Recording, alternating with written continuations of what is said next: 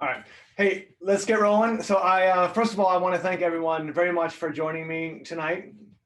We're here, hopefully everybody's here to talk about adventure racing and Adventure Quest in particular. My name is Andy Bacon. I'm the race director and owner of EX2 Adventures. I'm not sure where everybody's from, so you might be from around this area, but EX2 is based in the Northern Virginia area. And we're putting on our 15th edition of Venture Quest here in a little over a month or so. And so if you are doing Venture Quest, when I go through information about adventure racing, I'm going to give you some sort of like specifics about VQ in particular, but largely I'm going to be talking about adventure racing sort of more generically, so that if you decide to do other races, or even if you're not doing Venture Quest and just looking to learn more about the sport, anything I cover today is going to be largely applicable to any race that you do anywhere in the world, generally. If you have questions, so I do have a chat window open that I can see. So if you have questions as we go through, type those questions in chat. We have a large enough group, we got about 36 people, that if we sort of start talking over each other, it might get a little unwieldy. So I've muted everybody, but feel free to type questions in chat and I will see them and then I'll sort of address them as we go. All right, so let's see if we can get this working. All right, so here's what we're gonna cover. So I already told you a little bit about EX2. I'll tell you a little bit more about Venture Quest. I'll briefly tell you my experience with adventure racing and sort of my journey. Adventure racing is near and dear to my heart. And I'll tell you a little bit about how I got into it and sort of what I've done over the last 15 years or so. And then the meat of the clinic is really going to start from the beginning. So I'll tell you sort of what adventure racing is and where it came from. We'll talk about how long are adventure races, what are the disciplines, how do teams work. And when we're doing that, I often start that conversation with a comparison to triathlon, because most everybody knows what a triathlon is, swim, bike, run. And so oftentimes it's it's an easy comparison and to highlight sort of what's the same and what's different. We'll talk about rules of travel and maps and general like formats of races. And I have some things to show you, so I can actually show you what rules of travel look like. I'll show you what maps look like. I won't show you like what the Venture Quest map this year is going to look like, but I'll give you some ideas of what it could look like, which will be helpful if you're doing this year's Venture Quest. We'll talk about gear, backpacks, bikes, compasses, that sort of stuff. And this is where I really love to get your feedback. If you have specific questions on like gear or nutrition or stuff like that, please put it in chat. And when we get to those sections, I'll happy to tell you what I know about them. And then if anybody happens to be on the call and has some thoughts of their own, please type your responses in chat as well so that we can all learn from each other. I'll touch lightly on sort of like basic map features. So like what a topography lines and how do you tell what's water and stuff like that.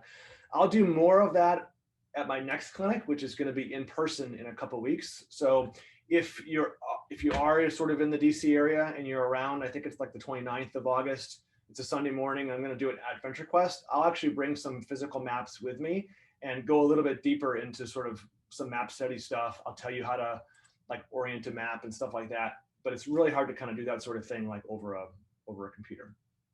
So that's just a little plug for the next clinic coming up. And then the last two things I'll talk about are teamwork and specific team roles in adventure racing, and then sort of where to go for additional information. All right, so EX2, this is our 21st year. We started in 2000 by a good buddy of mine named Jim Harmon. And EX2 and Venture Quest really started at the same time. Actually, Venture Quest was the first event that Jim put on sort of under the banner of EX2, and that was 21 years ago. This year is our 15th edition of Venture Quest. We've had it at various places. So actually the first one was at Hemlock Overlook, if anybody's familiar with that. We had it at Fountainhead for many, many, many years. I put on an edition when I took over the company 4 years ago, back in 2018 at Fountainhead. But then I moved Venture Quest down the road a little bit to the Mason Neck Peninsula. In the last 2 years, we've had Venture Quest out of Public Bay Regional Park. And I just thought, we haven't been at Fountainhead for a while. It's been 3-4 years since we had an adventure race there. So I decided to sort of bring it back because it's such a great park. And I'll talk about sort of some of the things that make it so great when we go through the different disciplines of the sport. So my background, I've owned EX2 for 4 years now. My first race with EX2 was back in 2004. It was our off-road triathlon. That's actually was my gateway drug, if you will, into adventure racing. So I had a buddy of mine who was doing triathlons, and then he found Xterra Triathlon, and I thought that was the coolest thing ever. And so I started doing that like 2004, 2005. And then I had a friend, it was actually a husband of my girlfriend at the time's coworker, who invited me to do a 24-hour race put on by Odyssey Adventure Racing. A guy named Ronnie Angel owns that company. And I did it. I had no clue what I was doing, ended up racing through the night and thought this was the greatest thing ever. So that sort of was the catalyst for me to really dive deep into the sport. That was like mid 2000s. I knew absolutely nothing. I couldn't navigate for anything. I remember the first time I went to an orienteering meet and did like a white or yellow course. It took me like 3 hours, and they're supposed to take like 20 minutes, half hour. And so I really had no clue what I was doing. But over the years, I raced more and I practiced and I learned how to navigate, and I met incredible people. Some of my best friends in the world I met through adventure racing. I've done everything from quote unquote shorter races. I've done a couple of world championships. So I was in Ecuador in 2013. I went to out to Wyoming in 2017. I've raced in a couple other different countries. Some long multi-day expedition stuff. And I just love the sport. I think it's very unique. If anybody watched Eco Challenge on TV in the last 2 years, it's sort of gotten a little bit of like resurgence, but it's been a niche sport for forever, basically. But the community, the people that surrounds it, and kind of what it's all about with teamwork and supporting each other through the event is wonderful. And so I'm really happy to produce an event like Venture Quest and do clinics like this, because it helps me give back to the sport that's given me so much over the past 15 years. So thank you for joining me for the clinic. All right, let's see. So let's start with sort of the basics. Like, what is adventure racing and where did it come from? So if you watched Eco Challenge this year, you actually have sort of like an insight into some of the history of the sport. But long before Eco Challenge was a thing, this guy named Gerard Fusile had this idea for a multi-day, cross-country, multi-discipline, team-based sport. And he did the first edition in New Zealand, and that was called the Raid Gaulois. So he did that in like 89 and did it for a couple of years. And I think it was in 93, a journalist, sort of a budding sort of like movie guy, happened to do one of these raids, and he thought it was really cool. And so he brought the concept back to the US, and a couple years later put it on TV. Well, the guy who did one of these races was Mark Burnett, and Mark Burnett was the creator of Eco Challenge, and you might know him from Survivor. He also created Survivor. But Mark came up with the idea from Gerard, from this French guy who put on the raid. And a little tidbit of trivia is the Raid Gaulois was actually named after a cigarette company, because that was like their primary sponsor, which is pretty ironic given the athletic nature of the sport. A little trivia. Anyway, so Mark Burnett created Eco Challenge. It was on TV. They had it at varying places in the world. It kind of petered out in the early 2000s. There was a race called Primal Quest, which sort of happened for a couple of years within the United States. There's various places. I did that race back in 2008. And it was epic. Same sort of thing, like multi-day, long distances, 300-400 miles, team-based sport. Well, in 2019, Eco Challenge came back, and I bet many of you maybe watched it. So it was on TV, and it was back in Fiji, which is where the last iteration of it was, I think back in 2002. If you haven't watched it yet, I would encourage you to watch it. It's certainly dramatized, but I know a bunch of people who were there racing, good friends of mine, and it was the real deal. It was a tough race. The maps were real. There was certainly some drama, but it was definitely a real adventure race. And so, watch it, because there's things that you could pick up for sure if you watch it. I think it's like I forget how many parts series it is, but you can watch it on Amazon. So Eco Challenge came back. Primal Quest was sort of the big expedition thing that kind of went away. In the early 2000s, the Adventure Racing World Series sort of came to be. So a really cool website if you want to like dream about big adventure races and like traveling to different parts of the world. Look up ARWS, or the Adventure Racing World Series, and there's long expedition races all around the world, and the best ones in the world are part of the Adventure Racing World Series. I was just out in Oregon doing a race called the Expedition Oregon, which is part of that series. And it's just a cool thing. A lot of these big promotions have videos and stuff that kind of highlight the events. And so if you're like dreaming about sort of like one day maybe doing one of these expedition things, or just want to learn more about it, you should check out these individual race websites. And the ARWS website is a great place to sort of do some daydreaming. All right, so what is adventure racing? So I'll compare it with triathlon. So everybody knows, I think a lot of people know, that triathlon is swim, bike, run. Most of the time you swim first, and then you bike, and then you run. It's multi-sport, but triathlon is, even though there are relay races, generally it's a solo endeavor. You could do the same triathlon for 10 years in a row, and it's always the same course. You know the course ahead of time, so you can go to like a triathlon website and pull up a course map and say, okay, this is where I'm going to be running, and this is the swim course, and so on. So if you contrast that with adventure racing, so adventure racing is similar in that it's a multi-sport, right? You're doing multiple things. So you're going to travel on foot, you're going to travel on bike, and generally you're going to travel by a boat. Sometimes there's like climbing elements or different sort of types of sports, but to be an adventure race, the commonly belief is that it has to have at least 3 disciplines of mountain biking, trekking, trail running, and some sort of paddling. It's a team-based sport largely. So, although some adventure races allow soloists, including Venture Quest, not every adventure race allows soloists, and the team size can vary. So I think back like in the raid days, I think it might have been even as many as 6 people. In Adventure Racing World Series, like the big multi-day expedition races, typically teams of 4 are what's allowed. Occasionally they have teams of 2 or 3 allowed, but generally teams of 4 are kind of where it's at. Unlike a triathlon, where you can, again, go to the triathlon website and like look at the course design is very much a secret, largely until race day. Some races might put out like an overview of like, hey, you're going to be trekking first and then paddling first and so on and so on. But not every race does that. But largely the specifics of the race are a secret. And that's one of the main things that is a difference from triathlon.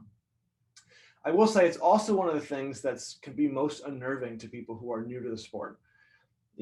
There's comfort in knowing what you're getting into. And even if I told you, oh, hey, you're going to be riding a mountain bike and you're going to be paddling and you're going to be walking through the woods, not knowing where you're going can be a pretty intimidating thing. So know that that's one, you're not alone if you're feeling a little uneasy about that. But also know that that's one of the things that makes the sport so wonderful, is that there's always a sense of unknown. And with that sense of unknown comes that uncertainty and that sort of anxiousness that really, really makes the sport exciting. But know also that nobody knows what the course is. So everybody's in the same boat. I know sometimes before races I get nervous, and one thing I always remind myself is everybody's doing the same course. Everybody's looking at the same maps. And so everybody's in the same situation.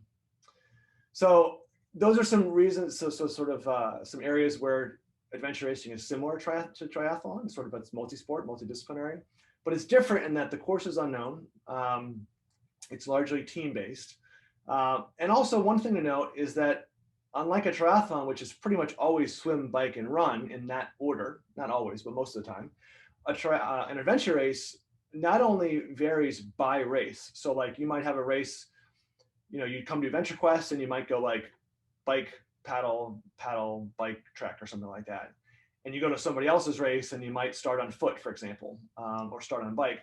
But the next year, say we do Adventure Quest again at Fountainhead, say, next year, the order and disciplines and what you're going to be doing is going to be different. So not only do their courses change every year, but the order in which you do those disciplines changes as well.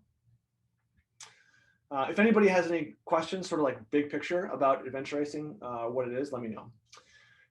Distances. And so I kind of bucket the length of adventure races into 3 buckets. The first one is what I call sort of like sprint races. And you could argue like when a sprint race ends and sort of maybe when a middle distance one starts. But generally, I'd say sort of anywhere from like 2 to 12 hours, I guess, is like a sprint race. You know, you could probably say that 12 is not a sprint race, but I'll lump it into that first sort of grouping. Stuff you can do like in daylight, within a day. Second grouping is of like common length adventure races is 24 to 30 hours. So typically people might refer to this to like a 1-day race. That means you're racing through the night, 24 hours or more, nonstop. And then the third bucket is longer than that. So that's when you get into sort of like multi-day expedition style races. So if you hear the term expedition style races, typically what that means is just like multi-day. And that can range anywhere from 2 days to 10 days, really. So those are the 3 buckets. Venture Quest, we have 2 distances or length. We have a 6-hour race, which is happening on Sunday, and then we have a 12-hour race, which is happening on Saturday. One thing to note about the length. So oftentimes when you read about adventure racing races, you'll see a couple things pretty standardly advertised. One is like the length. So it's like the time, 6 hours, 12 hours, 2 days, whatever. And oftentimes you also see the total distance that you might accomplish. So like Venture Quest, a 6-hour one is roughly like 20 miles ish. And the 12-hour edition is like 40 miles plus. You're typically going to see that in a lot of adventure races if you kind of start looking around, especially if you're new. All right, let's see. So every adventure race, again, some sort of foot travel, some sort of paddling, some sort of biking. And the big difference is that, again, comparing to triathlon, is that you're not following course markings. So you do a triathlon, you got the arrows pointing you, hey, run this way, you know, swim to this swim buoy, whatever. In adventure racing, you're using something called let's see, go backwards. A rules of travel and a map. And I'm going to give you some examples of what these look like. So if you can't see this too well, just kind of hang tight. But you're basically going around trying to find these things called checkpoints. So in the orienteering world, typically they're like called controls, but basically control checkpoint can be used synonymously. So what is a checkpoint? So a checkpoint is something you're looking for. More often than not, just like in orienteering, you're looking for an orienteering flag. So you can see that in the picture here. This one is a fairly standard 12-inch by 12-inch orienteering flag hung in the woods. Not every single not every single control or checkpoint in an adventure race is always going to have these flags. Sometimes you might have a race director who says, you know, find this telephone pole and write the number down, you know, that's on the pole. Or you might, you know, have like a checkpoint be, what's the name of this store on this road intersection or something. So oftentimes it's orienteering flags that you're looking for, but it's not exclusively that. Adventure Quest, all of our controls will have these orienteering flags. So this is really what you're looking for. So how do you know and how do I know that you've gone to all these checkpoints that are like hanging out in the woods? So we use electronic timing. And so you can see this young lady is sort of putting a little, it's called an SI card. It's basically an RFID card into this little box that registers the time and puts an indicator of when she got to that particular control. Not all adventure races that you're going to do have electronic timing. Some do.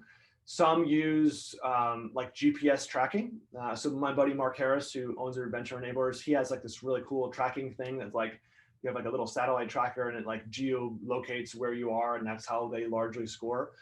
Um, you also can have paper passports. And a passport, the where it got its name from, is like when you stamp a passport, we go to different countries. The idea is that you would stamp your passport at each individual checkpoint.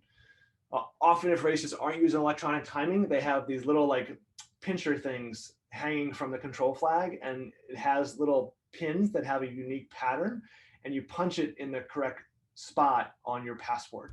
Passports are often pieces of Tyvek paper. They're not always Tyvek. Sometimes they're just like waterproof, but generally it's something, and it'll be like a box that says checkpoint 1. And when you get to checkpoint 1, you punch your little thing in checkpoint 1, and that's what you give to the race director at the end. And that's how they validate that you went to all the points. Hopefully that makes sense to everybody.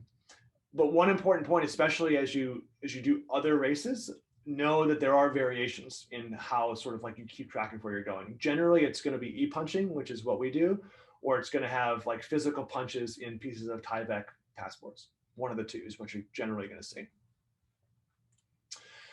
Okay, so let's talk a little bit about rules of travel and maps. So the first thing I want to tell you is that especially if you're new to the sport, don't be intimidated by your map. And I'm going to say this several times as I go through. And I'm going to teach you, even in this clinic, a couple of things to look for and focus on. Second thing is read everything very carefully, right? So maps and rules of travel can take all sorts of shapes and sizes. So this is a picture of the VentureQuest map from 2019.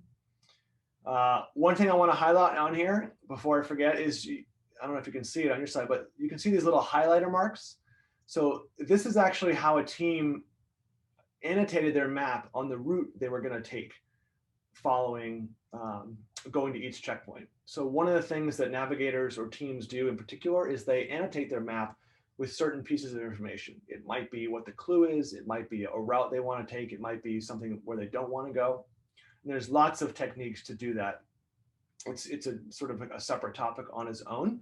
But again, at our in-person clinic coming up at the end of the month, I'll actually bring a whole bunch of maps that I have with me, and you can kind of look at them and see how I marked them up, just to get some ideas on how to do certain things. Let's see. All right, so rules of travel. So this is a real rules of travel from our Greenhorn adventure race, which is like a beginner adventure race from several years ago. And what's on it is not really important in terms of like the content, but I want to tell you like what it says. Generally, rules of travel are going to tell you really two important things. They're going to tell you the order in which you're going to do things, like sort of like the general flow of like segments or legs or whatever. So it'll tell you like leg 1 is going to be biking, and then you're going to be trekking, and then you're going to be paddling.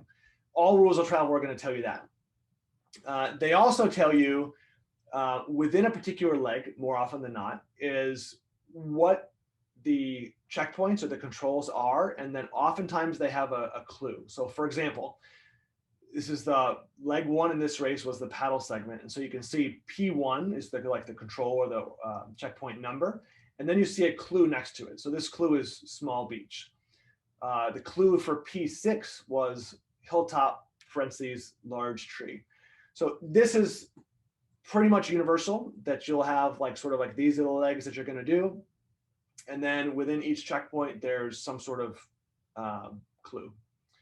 Somebody asked a great question about what are the maps typically scaled at, and I will tell you it's all over the place. So for our races, I try to make the scale as big as possible, meaning show you as much detail as possible. So our maps are generally anywhere from like 1 to 12,000 to maybe like 1 to 15,000. Occasionally I might go up to like 1 to 20,000.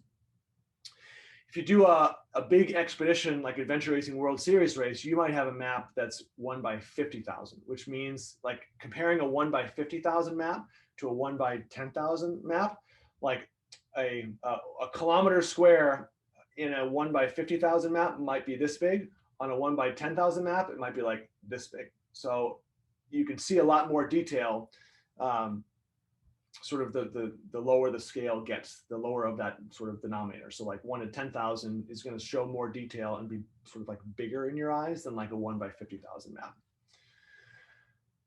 map. Great question. Will we have to orient the legs during the paddle? Do you have to navigate while you paddle? And the answer is yes. I'll show you an example in just a second. Could you bring your own map? Sometimes. So races typically will tell you whether the term of art is called outside maps. So for Venture Quest, I don't care what you bring. You can bring a park map, you can bring whatever. I will always give you all the information you need on the maps that I provide. You might do a race where they prohibit outside maps. So they say like, hey, the only things you can carry with you on the race course is the maps that the race director gives you. But for our races, if you want to bring something, that's fine. I don't do anything that would give you any other advantage of, and if anything, my maps are going to be better than what you might bring anyway. Next question, which is excellent. Are all the checkpoints pre-plotted? For Venture Quest, yes. So what that question means, if you don't know what pre-plotting means, is some adventure races have you plot checkpoints using something called UTMs, which is basically like a grid format on a map that translates basically numbers, if you will, to locations on the map. And some race directors will actually have you plot either before or even during the race, plot these UTMs. I'm not going to ask you to do that in Venture Quest. All right, I'm going to hold the next couple questions, but I see, Chloe, you asked about time limits for each segment. That's a great question. And then how do you estimate the distance while paddling, like counting pace and walking? Excellent, excellent question. So hold those just for one side. Okay, so rules of travel. Again, it's like overall flow of the race, and it's clues for a particular checkpoint. Those are like the really important things that you're going to see on the rules of travel. Okay, maps. I want to show you a couple different examples of maps. And my point of showing you several different examples is it's really important to realize is that you could go to 10 different adventure races and see 10 different sort of map styles. You know, hopefully all the maps tell you exactly enough of information of what you need, but know that certain race directors do maps a certain way. Other race directors might do something entirely different. We typically use a combination of like an orienteering style map, which is what you're seeing here. Occasionally we might use something with a little bit less detail on it, but again, it's always going to give you all the information that you need to navigate to that particular point.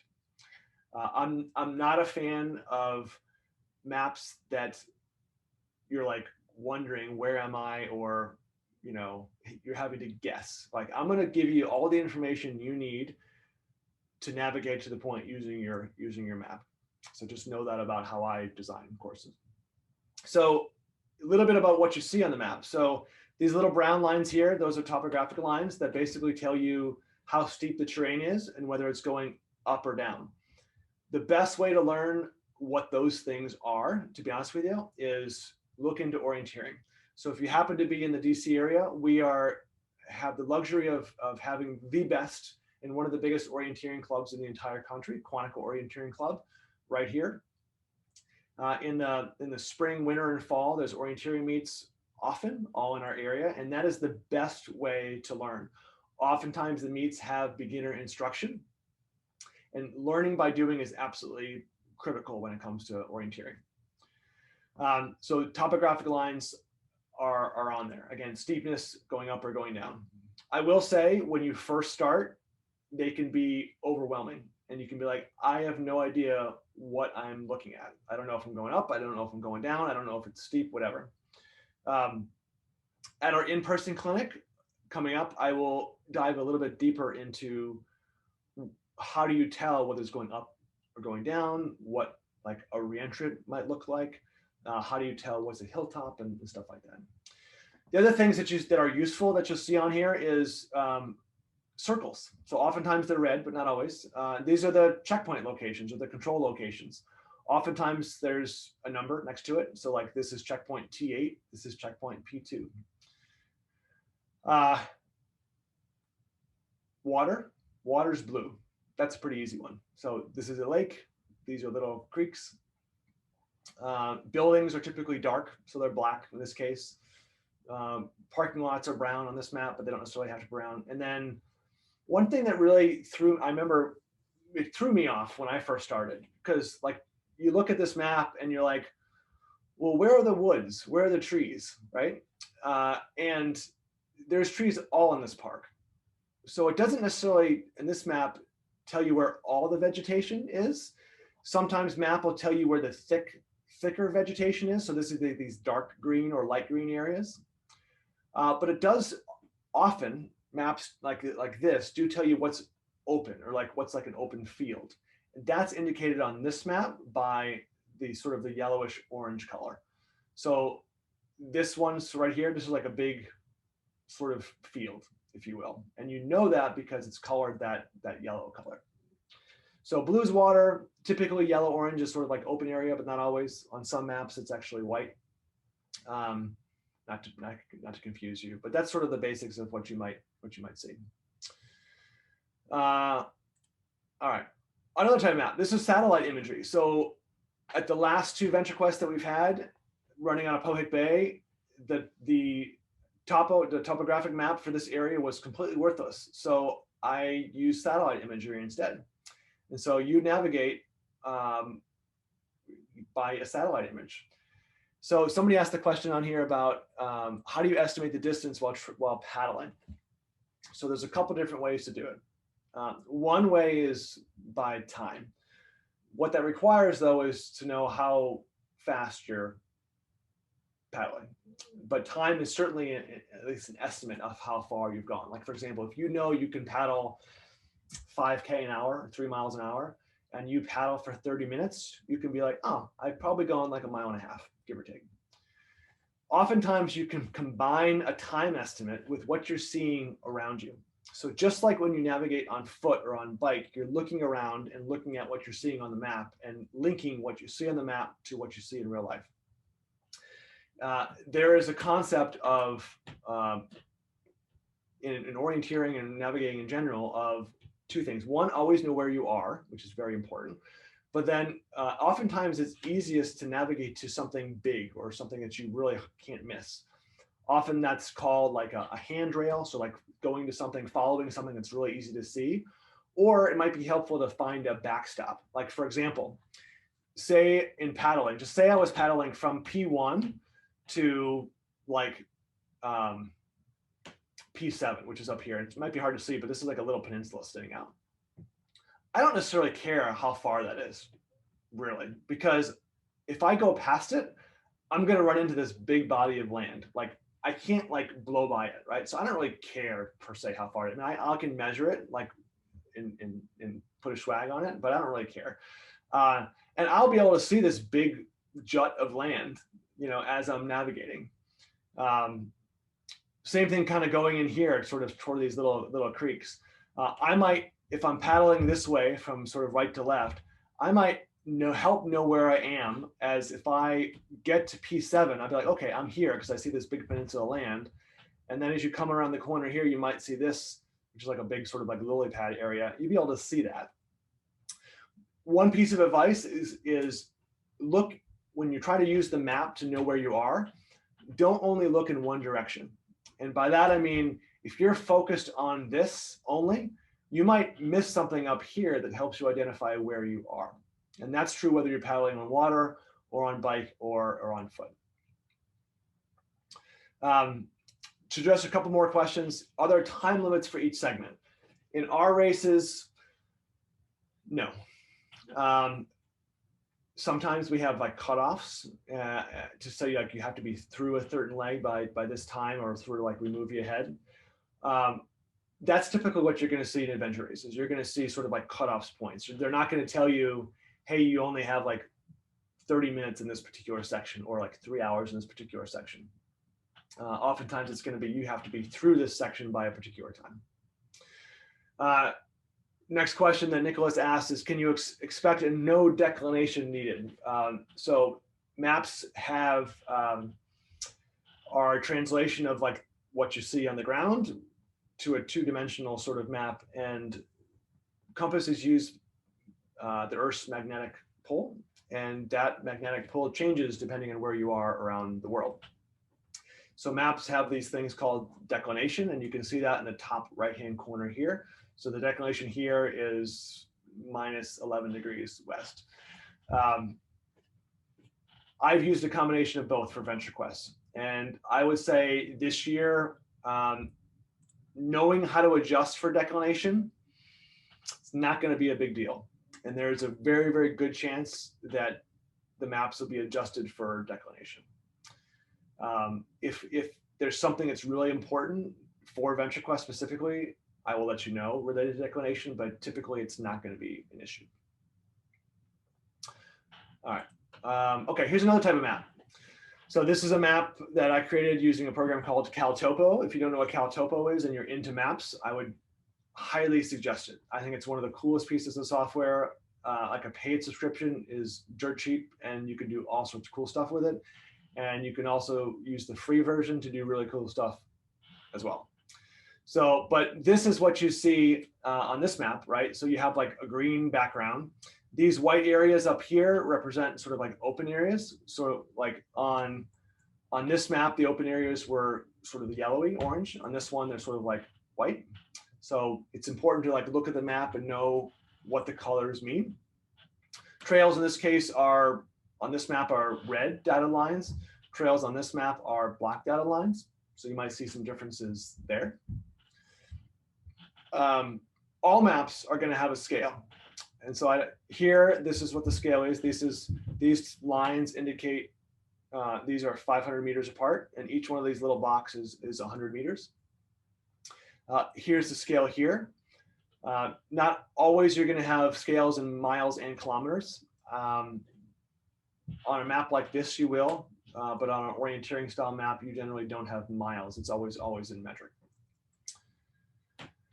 Let's see. Okay, here's a VentureQuest like base map with no controls on it from 2008. It's really hard to see because I sort of like put the whole thing on one screen, but this is actually Fountainhead Park. So here's the start finish area right here at Fountainhead. Here's the Occoquan Reservoir, which you'll be paddling in, which shouldn't be a surprise to anybody if you're doing VentureQuest. So that's another type of map that you might see. All right. I'll get back to the terrain association question in just a second. So I want to give you an example of how rules of travel work with maps. And just to give you, because this is like one of the key concepts, especially if you're new, is really important that you understand. So when you get your rules of travel and your map, typically it's going to be race morning, and that's true for our races. You read the whole thing, first of all, and I would recommend that you read it from start to finish first before you sort of start getting into the details. So in this particular race, this first segment was paddling, the first leg. So what you do, the whole idea is you read the instructions, and it's going to tell you, hey, these points have to be found in order. Sometimes it might say points can be found out of order. In all our races, generally, but not always, it could be either. You could have points that are, I'm going to tell you, you have to get these in order. And then there'll be another leg that might say you can get them in any order. I might even have a third category of checkpoints. This is a little hidden for VentureQuest. There might be like another set of points that you can get sort of like any time during the race. So that's might be something you see. So planning out how you attack those points within a leg or in the entire race is part of your strategy. So P1, small beach. So if you were to look at the map, P1 is up here. So you find a little circle. So I know that P1 is small beach. So when I get to here, I should be looking for a small beach. Another example is like P6, hilltop. P6 is up here. So I know when I'm navigating to P6, I'm looking for a hilltop. Another one, just to give you another example, is like T2 down here, southeast corner of field. So if I were to find T2, which is right here, I know that this yellow area is an open field, and the clue is southeast corner of field. And so when I go here, okay, it's the southeast corner. And so that's where I'm going to go to look for that orienteering flag or that control. If you have any questions about that, please let me know. Terry had a good question about how many maps does each team get? One per team or one per team member? Rarely will you get one per team member in any race, including VentureQuest. I am most likely going to offer the option to have a second set of maps for teams if teams want them, and I may have like maybe an extra $10 or something. I haven't exactly decided on how I'm going to do that yet, but generally you're always going to have one set. Some races, and it's becoming more common because lots of teams like it, and as a navigator I like it too, to have a second set of maps. But if you have 3 team members, you're not going to have 3 maps. Really, pretty much in any race you go do. The most I've ever seen is sort of like a second set of maps. Team Trebleclef asked the question, would you say that terrain association is weighted heavier than Dead Reckoning or Compass Nav? So I will tell you, I was out on the course today doing some sort of final selection of specific checkpoint locations, and I forgot my compass. And I'm a pretty good navigator, and I was able to do everything just by terrain recognition. I will tell you, the best navigators in the world, especially when it comes to orienteering, don't necessarily use their compass. It's all by terrain association. So they're translating what they see on the map in 2 dimensions to what they see in the 3-dimensional real world. For VentureQuest, I will say that is having a compass useful? Yes. And here's how it could be useful. Say you're on a trail somewhere and you come to an intersection, or you get turned around and you're trying to figure out, like, do I take a left or do I take a right? If you know how to orient your map, that is going to help you determine which direction you go.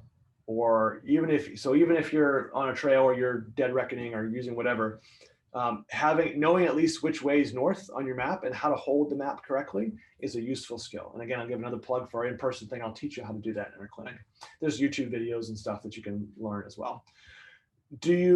Can you do this race and have no clue how to use a compass? Yes. I'll leave it at that. So, but doesn't mean it's easy. Don't take that by me saying, like, if you sort of like don't know how to use a compass, whatever, it's not going to be like everything is like super simple, because it's not. It's a mix. But you don't necessarily have to like Dead Reckon all the time with your compass. It might be more efficient to do that versus staying on trails. All right. Let me know if that answered your question, Team Trebleclef. Let me know. Okay, so I talked a lot about maps and rules of travel because it's incredibly important to the sport. When you show up to a race, get there early. So if I tell you check-in is from 6 to 8 or whatever, show up at 6 o'clock or quarter of. Be in line, ready to get your map and your rules of travel. So you have plenty of time to read it, look it over, and think about what route you're going to take. So this is a great example of Casey and her friend looking at the Greenhorn map and like navigating and figuring out which route they're gonna take. So make sure you have plenty of time to do that race morning.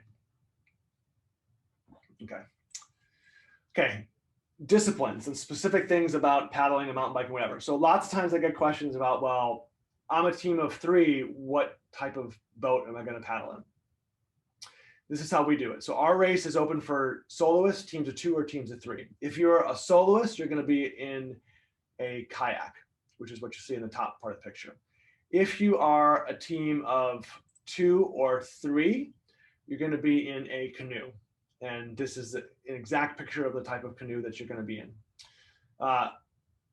These boats may or may not have a third middle seat. So generally they're going to have 2 seats, front and back. Sometimes a person in the middle might have to sit on their backpack or kneel or something like that in some of the boats. If anybody has any specific questions about that, please let me know. So again, soloists and kayaks, double-bladed paddles that we're going to provide, canoes, single bladed canoe paddles I will give you. If you want to bring your own, like these guys, double bladed kayak paddles, you can, but I'm going to make you transport them basically to a safe spot. I will tell you all that information in the pre-race stuff. So don't stress too much about it. But if you're like, hey, I really want to use my own paddle because I love it, you can do that. I just might make you carry it for a little while so it's stored safely. Biking. So very common question I get often is, well, what type of biking is in adventure racing? And the answer is anything goes. Some races have a lot of pavement. Some races have a lot of gravel roads. Some races are like all single track, and it's all over the map. I will tell you at Venture Quest, all single track. So the races at Fountainhead. If you've never been to Fountainhead, it's got some of the best mountain biking in the Northern Virginia area. I'm going to put you on that mountain bike trail. So you can research it. You can go ride Fountainhead anytime you want and practice if you're unsure about what the terrain's like. I will tell you that the mountain biking trails at Fountainhead have a green loop, a blue loop, and a black loop. The way I've designed the course is that you can really do as much or a little as the mountain biking as you feel comfortable. If you want to clear the course, whether it's 12 or the 6 hour, you will have to ride at least a little bit on the black loop, but it's not a lot and it's not required. So that's a little hint about that.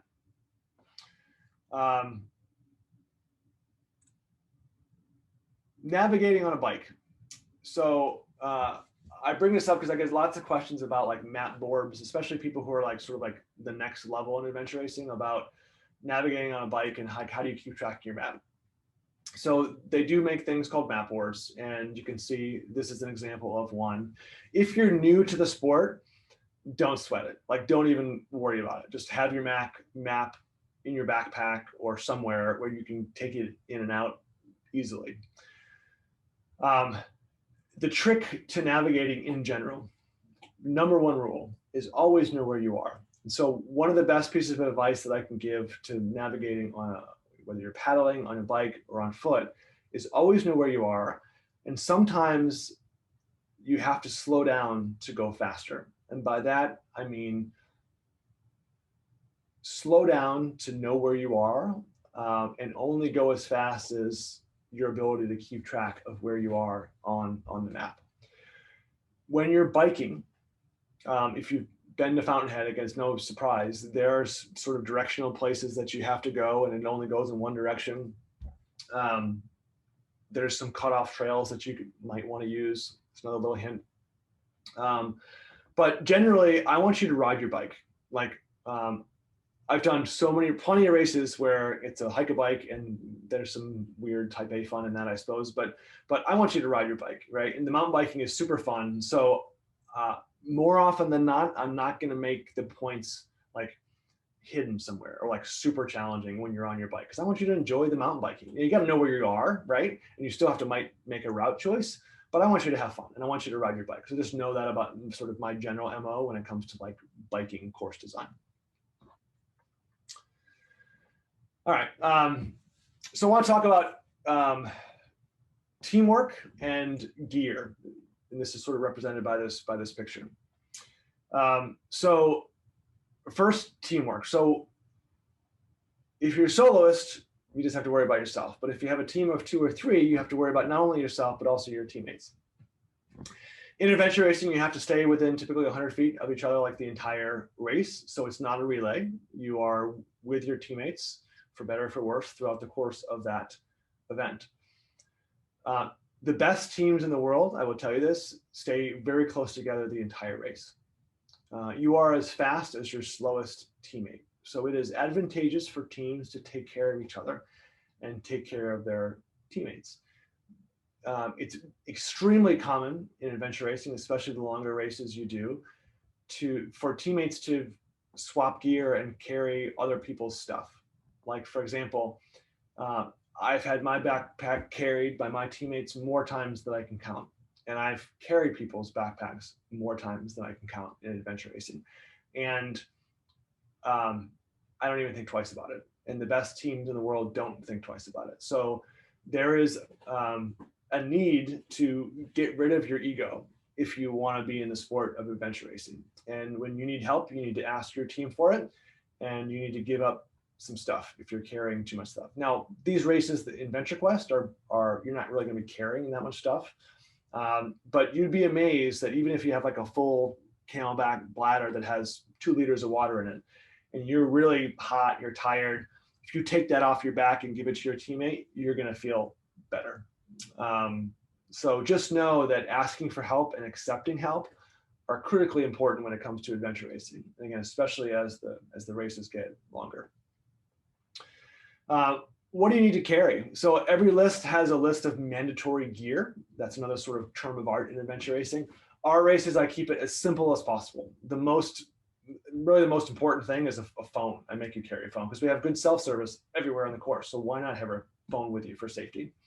Got to carry water, and you got to carry some food. So you have to have some way to do that. Little backpack, probably totally fine in both distances of the race. You don't need anything crazy.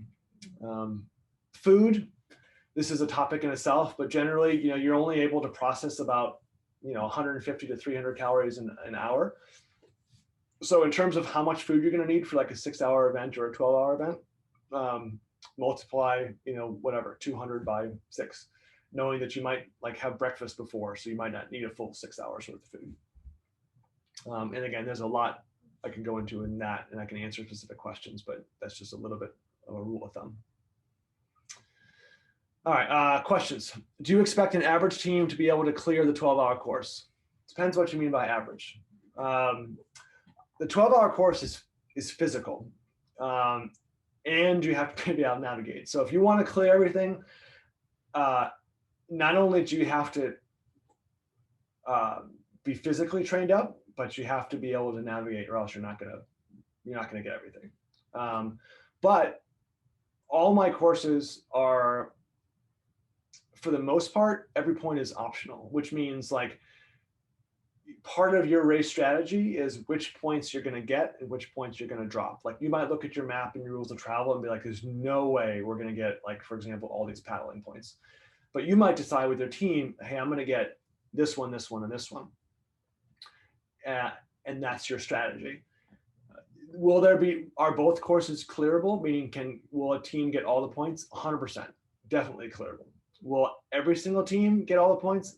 Absolutely not. And the reason why I do that, just so you know, is that if the course was designed so that everybody cleared it, there's such a wide range in not only physical abilities, but also experience and the ability to navigate. Like a 6-hour course might be cleared in like 2 hours or something. And that's no fun for the teams that want to be out there full 6 hours. So my MO from a course design perspective is generally keep you out there for most of the time. What that means is that there are going to be lots of teams that don't get all the points, but selecting which points you're going to get is part of the strategy. And you might do very, very well in your category, for example, if you don't get all the points. So race your race and do the best that you can.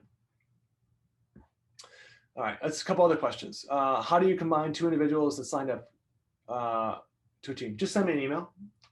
Just reply, and it's just info@ex2adventures.com or andy@ex2adventures.com. It all comes to me, and I can take care of it and combine and create a team for you. It's not a big deal. Mackenzie asked a question: will there be stations or checkpoints to refill hydration packs? Sort of. So there's going to be like a main transition area in where your bike's going to be. How long you're going to be out sort of like depends on the race, and it is a little bit different for the 12-hour race versus the 6-hour race. I'm not going to make you can if you want, but I'm not going to make you like fill up your water bottle in the Occoquan Reservoir and use like a water tap. Like I'll have enough water on the course that if you want to wait and you plan it accordingly, you can either get water yourself, like in the main transition area, or at a particular place where I have water. So I guess the reason why I bring it up is like, you're welcome to bring water purification stuff and get water on the course because you're by this big body of water, but you don't necessarily have to worry about that at VentureQuest. All right, let's see. I got a couple questions, but I just want to cover some additional resources before we take additional questions. So there's a ton of resources out there. A couple of things that I want to point out. One, USARA, so US Adventure Racing Association, was recently taken over by some good friends of mine, and they're doing a really, really great job, not only at sort of like administering sort of the organization, but they also have tons of great resources on the website for new adventure races. And I actually hadn't looked at it in a while. I just looked at it before this call, and there's lots of good stuff that you can read to talk about, you know, selecting a race and what you do before the race and training and all sort of stuff. So I would encourage you, as one of your first stops, check out the USARA website and look at those sections for like new racers if you're curious. I want to make a special plug for Quantico Orienteering Club, or QOC. It's super easy to find. Just open up Google and type in QOC. It's going to pop right up. The best way to get better at adventure racing is to become a better navigator. Even if you're not going to be a navigator, the more people who understand the concepts and can do it, it's going to be better. And it's super fun. QOC, it's awesome for kids. It's awesome for grandmothers. It's awesome for everybody. So highly, highly encourage you to check out your local orienteering club. And if you're in our area, then check out Quantico Orienteering Club. They're the best. And then practice and go do races. It's like anything. You have to go and get lost and get all turned around and be like, oh my God, that was like a crazy experience and I completely failed, to get better, right? So don't be afraid to try. Don't be afraid to go to an orienteering meet. Don't be afraid to sign up for a race and give it a shot. And that's the only way that you're going to get better, especially if you want to continue in the sport,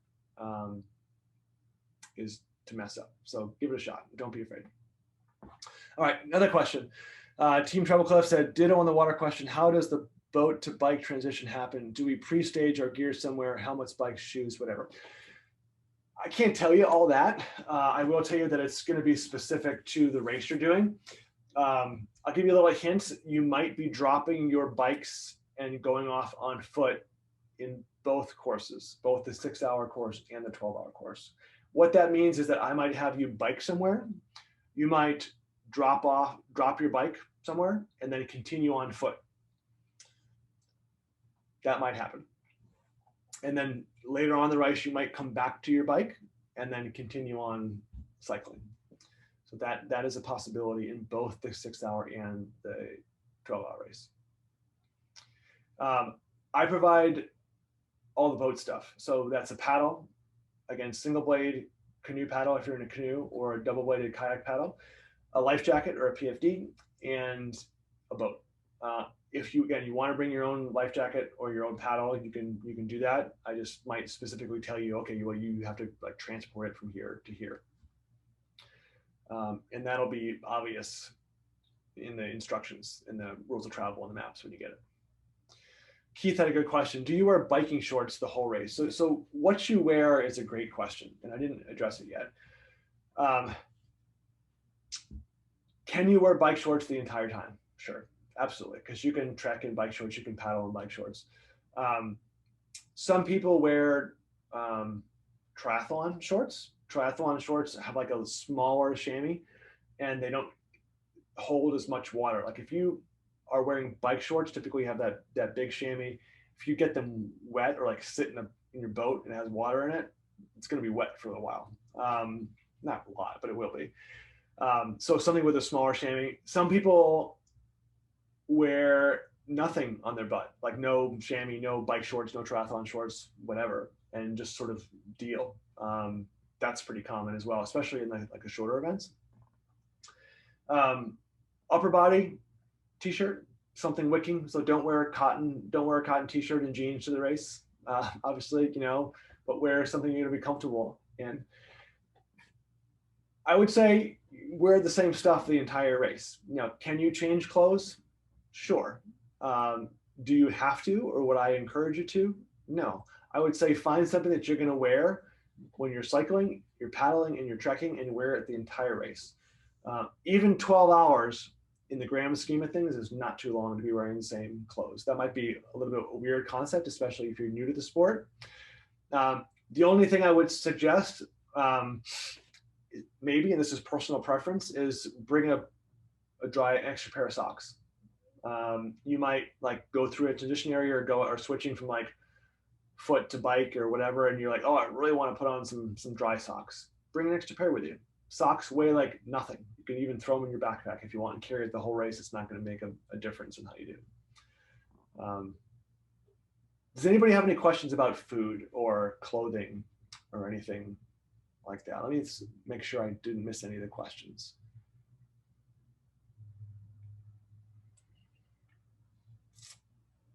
Oh, good question. Morgan asks, any recommendations around footwear? So bike shoes versus running shoes. This is really personal preference. Knowing that I told you that I might have you drop your bike somewhere and go off on foot, if you wear clip-in shoes when you're biking, and you don't want to wear your biking shoes when you're trekking or even paddling for that matter, you would have to carry your running shoes with you. Alternatively, you can choose to bike in your running shoes. Now, that's all going to be specific on like what you know about that and what you're used to doing and what kind of pedals you have. I know some people who hate flat pedals and like biking with their running shoes. I know other people who love it and like that's their jam. It's really specific on what you want to do. I don't know if Morgan, that answered your question, but you can ping me offline if you have a specific question. Do I prefer gel or actual food? That's a great question. I would say both. Even really, really long races that I've done, I always carry some sort of, whether it's goo or the equivalent or whatever, because they're really great. Your body can metabolize it very, very quickly. It's typically that, sucralose or some sugar derivative that your body can absorb very quickly. In a quote unquote shorter race, and I have to be careful when I say shorter because 6 hours is still a long time. Some people might get away with only like gel type stuff, and you can probably get away with it. Other people can't handle that stuff and might want to bring some regular food with you. But for example, regular food might be like a peanut butter and jelly sandwich or like a jelly sandwich, and you just like take bites now and then. You might not want to like sculpt the whole sandwich down. Maybe you want to, but that's a way to get that caloric intake on a regular basis with like real food. If it's hot, oftentimes it's nice to have like a mix of like maybe some sweet stuff and maybe some salty stuff. So like, pretzels and potato chips or stuff like that. Some people like even love stuff like beef jerky. Like that's tasty. It's really like what you're gonna want to eat. Food becomes an art the longer the event become, especially because you're going to ebb and flow of what you might want to eat. I would say like leave your cans of beans and stuff at home. You want to have something that's going to be light or light-ish and easy to carry and easy to eat while you're still moving. So typically you want to keep moving, right, at all times. And so the concept of eating while you're walking or eating while you're paddling, taking quick breaks is something that adventure racers do.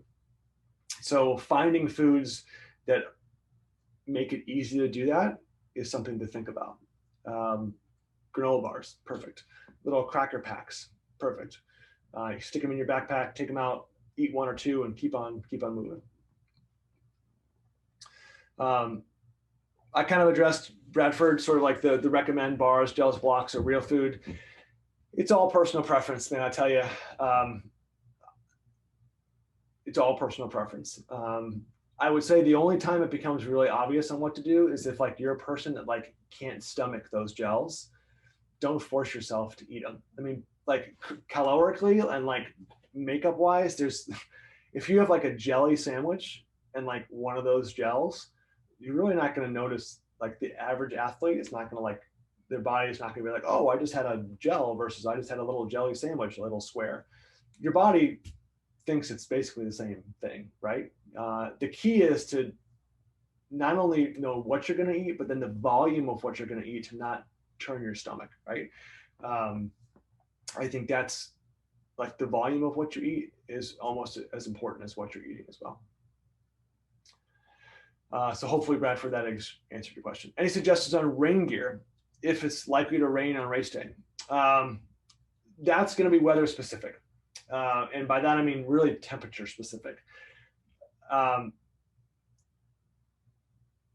A raincoat is probably one of the most valuable pieces of gear that you can bring on any outdoor endeavor, because not only can it keep you dry, but it can also keep you warm, because rain jackets, even if they're the fanciest Gore-Tex, they don't breathe as much as the marketing people want you to think they breathe. So what that does is it traps your body heat, right? So if the weather looks a little sketchy, you might get some rain. I would absolutely recommend carrying a light rain jacket, because again, it can keep you dry and keep you warm. But if it's going to be like 100 degrees and might get a little sprinkle, I wouldn't be too stressed about getting cold. I will tell you, the mountain biking course in general is sensitive to rain, meaning like if we get a lot of rain, we might not do as much, or maybe only parts of the mountain biking. And so I have alternative courses sort of on the ready if the mountain bike section is closed because of adverse weather. We've been pretty lucky and haven't really had to deal with that, but that's always a possibility. We don't want to destroy the trails at Fountain. All right, let's see, any other questions? All right, so I really appreciate everybody coming, and hopefully it's valuable. I'm always happy to answer questions. You can send me an email. Again, it's just Andy at EX2 Adventures or info at EX2 Adventures. My cell phone number is on the contact information of EX2. You're welcome to send me a text or give me a call. I love talking about adventure racing, and I will do everything I can to make you feel comfortable, especially if this is going into your first race, and make sure you feel prepared. That next clinic I have, I think it's the 29th. It's a couple Sundays from now. That's going to be at Fountainhead.